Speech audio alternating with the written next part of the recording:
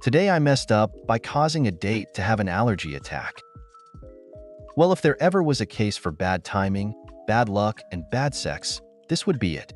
I, 25M, met a woman, 24F, on Tinder, and after some time talking, invited her over to my place for some dinner and to play some games of Mario Kart. We added a twist where for each race a person loses, they must remove one article of clothing. What ended up ensuing was multiple competitive rounds, but in the end I won.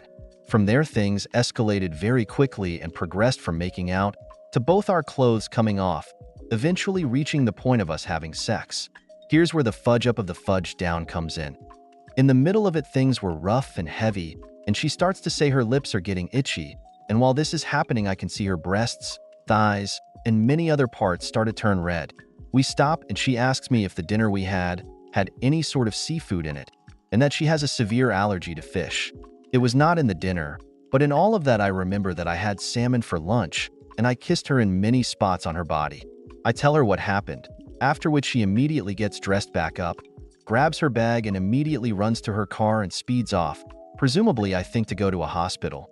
I tried calling and texting her but got no response to both.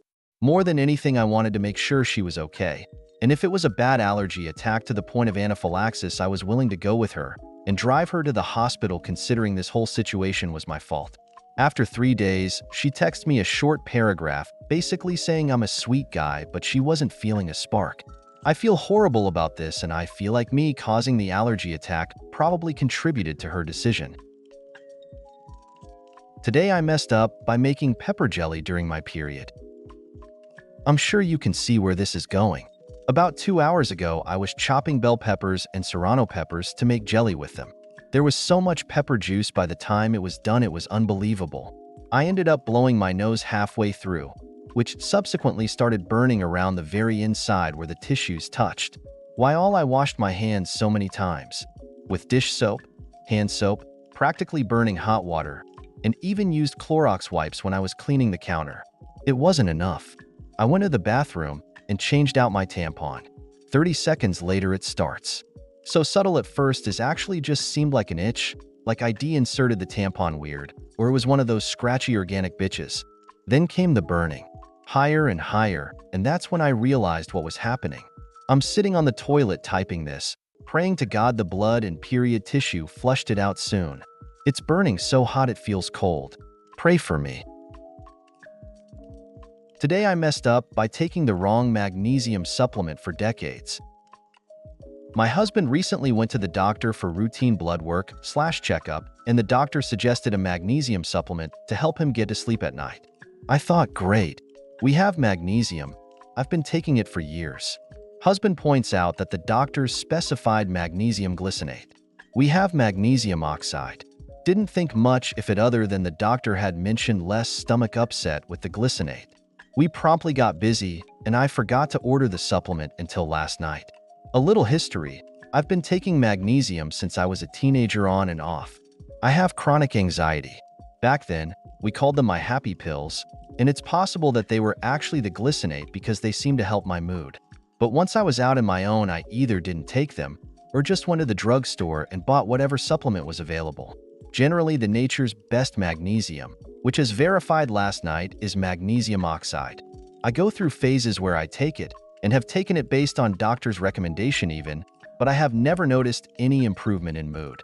This last go around, the only benefit I noticed was that if I took 2, it would clear up some constipation with some diarrhea. As we were laying in bed last night, hubby asked if I ever ordered his magnesium, and as I hadn't, we went down the rabbit hole of trying to remember which specific magnesium we needed, and I got curious. So Googled the difference between oxide and glycinate. The first response was that oxide is used to treat things like constipation and glycinate is used for things like anxiety and sleep. Anxiety and sleep is what I've always been told, yet have not in almost 2 decades felt the result of. 2 decades of shitty sleep that led eventually to a sleep specialist that told me I'm perfectly fine. At least 15 years of trying to manage anxiety with various meds and doctor visits, weekly therapy, and finally most recently after a panic attack that put me in the ER, a psychiatrist. I'm not saying that taking the right supplement would have changed any of that, but I have spent the last 2 decades thinking magnesium just doesn't do anything for me. when it turns out I've been taking the wrong supplement the whole time. And as icing on the cake, as I went down my Google rabbit hole last night, I ended up on a Reddit thread what when I exited out of left me on my Reddit homepage on my phone, to be immediately informed that an iconic musician in our community was tragically killed in a horrible motorcycle accident. Something I would have learned eventually, but really didn't need to find out as I was trying to go to sleep. Just because I'd put my book down to Google magnesium. TLDR Googled the magnesium supplement my husband's doctor recommended only to learn I've been taking wrong type for decades, equaling no improvement in anxiety, but an increase of diarrhea. Then as a result of the Googling learned an iconic musician in our community died. Went to bed very sad. Today I messed up by giving my fiancé head. My fiancé and I got some rare alone time, and we wanted to make the best of it. We have super busy schedules lately, so finding time to be intimate has been difficult. We discovered very quickly that we were out of condoms. He went to the store as fast as he could and grabbed the first box he could see, and came back home. When he put it on, he said it felt a little tight, and after a few seconds he said he was going soft. I figured I should be a good fiancé and help him out, so I had him lay down and I gave him head until he was hard again, and then a little longer for good measure. He didn't take the condom off, so we didn't have to deal with him trying to put one on again and potentially going soft, so I just sucked him off with the rubber on. We successfully had sex, and then almost immediately afterwards, I realized I couldn't feel my lips or tongue. He said his lips felt tingly too, but we didn't know why. He decided to check the condom box to see what they were made out of.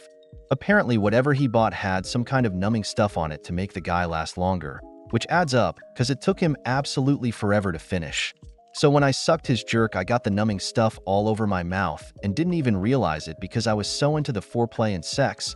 And then when I kissed him during sex, I transferred the numbing agent to him and gave us both a numb tongue. I couldn't drink water without dribbling it for a good 20 minutes and even slurred my speech a little bit because I couldn't use my tongue to properly speak. Today I messed up by telling a guy I like him literally after meeting him for the first time.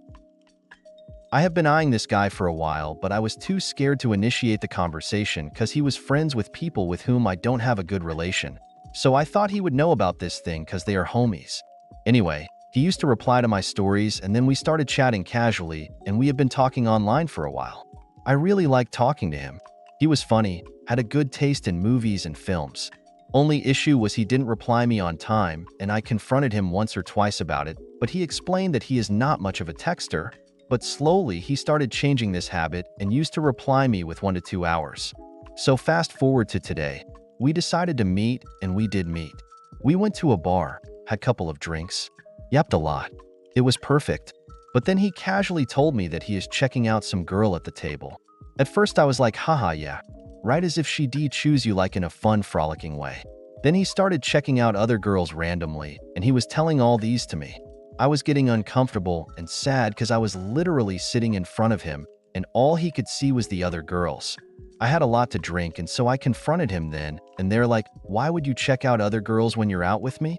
So he was like, why shouldn't I? If you want, you can do the same too. I was like, no, why would I? I am literally here with you. My whole focus should be on you. It's a bit rude. So then he goes like, what do you think this is? Do you think this is a date? Because I thought it was a simple meet and greet. Now here I knew that this might be platonic from his end, but you was being delusional and thought no, it might not. So I told him, yeah, I thought it was a date and I like you. I like talking to you and I was looking forward to meet you. Here he went completely cold and distant, and he went like, see, I didn't realize this was the case for you, cause from my end, I have been very clear that it's a casual hangout for me. If I have some feelings for you later, I would tell you, but now I don't, but I really liked spending time with you, and you would like to meet again. I asked him, how do you want to hang out the next time we meet? To that he replied, casually only, and not to expect anything else.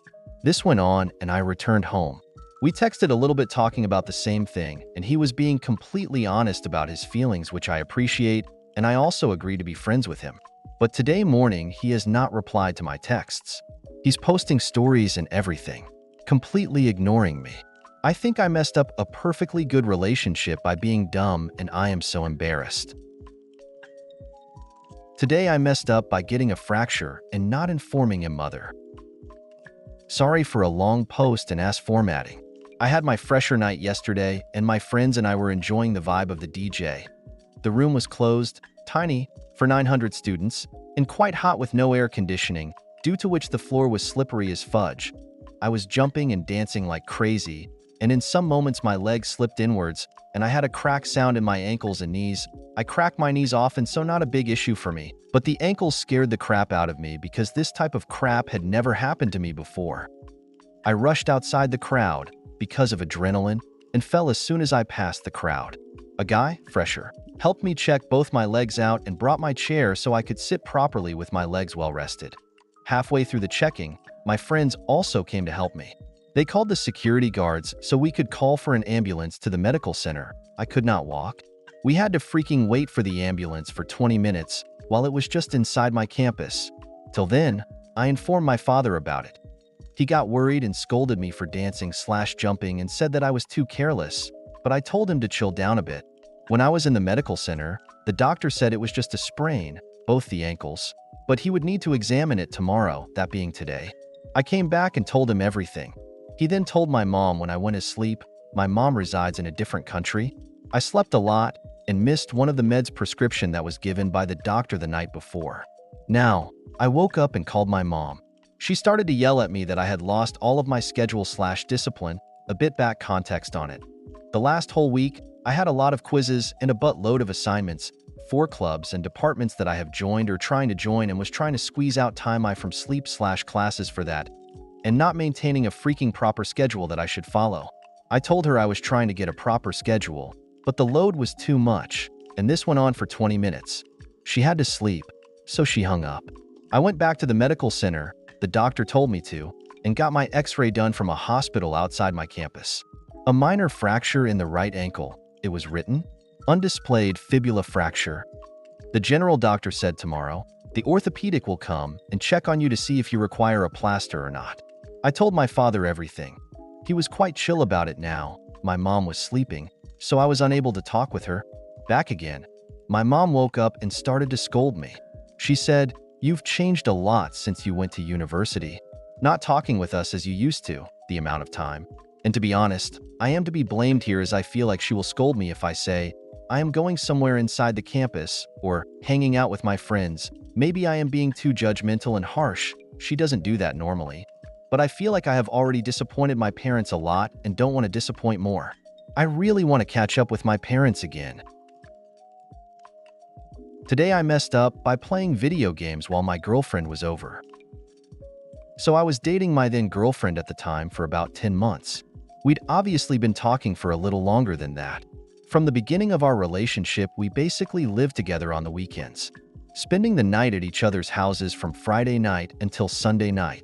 We'd also see each other Thursday nights and text every night. The last month of our relationship was a little shaky. She'd been looking another job for a while, and I was trying to help her in her search. I actually found her the program that she's currently enrolled in. We'd also talk about it over text every night. So one Saturday we went out with a friend and came back, and I played some video games. This was only the second time I played my Xbox in front of her.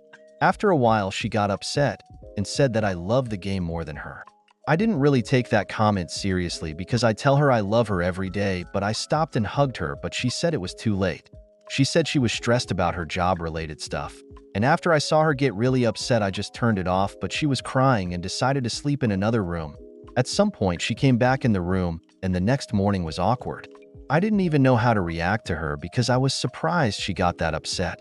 She ended up storming out of my house and said that I wasn't there for her. After she left, I found out she texted her ex as soon as she got home. I never brought this up, and I don't think it would have made things better if I did. I texted her to see if she was all right, and I apologized and said I was here for her. Admittedly, I didn't think I was the bad guy and did anything that egregious, but I just told her sometimes I like doing my own thing, but I still loved her. I never played video games in front of her again. We still spent the remaining weekends together in their entirety. I felt bad because I made her upset. I just wanted to have fun on the Xbox for a little while after a long week and a night out. I apologized and never played video games in front of her again. But that was when she started talking to her ex, and now she's going back to him.